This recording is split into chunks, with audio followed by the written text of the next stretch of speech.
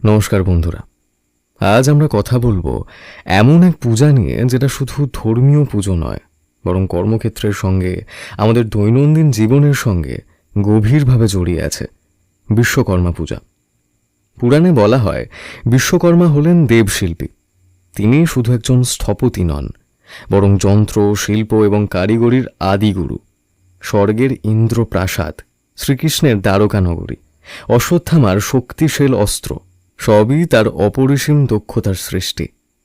অর্থাৎ সৃষ্টির প্রতিটি সূক্ষ্মতায় তার হাতের ছোঁয়া রয়েছে।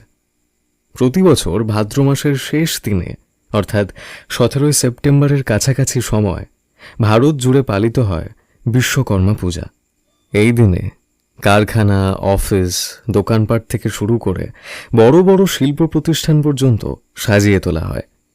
দেবতার প্রতিমা বসানো হয়, আর বিশেষ ভক্তি ভরে যন্ত্রপাতি পরিষ্কার করে দেবতার সামনে রাখা হয়।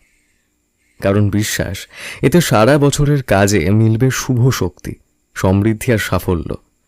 আর হ্যাঁ, এই দিনে একটা বিশেষ আনন্দের দৃশ্যও দেখা যায়, রঙিন ঘুড়ি ওড়ানো। অনেকে বলেন ঘুড়ি মানে স্বাধীনতার আনন্দ, আবার ঐক্যের প্রতীকও বটে। বিশ্বকর্মা পূজা শুধু ভক্তির নয়, আনন্দ ও একতার উৎসব। কারখানায় শ্রমিক আর মালিক, অফিসে কর্মচারী আর কর্তা সবাই একসাথে বসে খাওয়া দাওয়া করেন, আনন্দে মেতে ওঠেন। ফলে কর্মক্ষেত্রের সম্পর্ক আরো মজবুত হয়, সবাই মিলে তৈরি হয় এক পরিবার। এই বিশ্বকর্মা পূজা আমাদের একটা বড় শিক্ষা দেয়, শ্রমই শ্রেষ্ঠ, আর কাজের মধ্যেই আছে পূজা। দেবতা বিশ্বকর্মা যেন আমাদের জীবনে নিয়ে আসেন দক্ষতা, সমৃদ্ধি আর আনন্দ।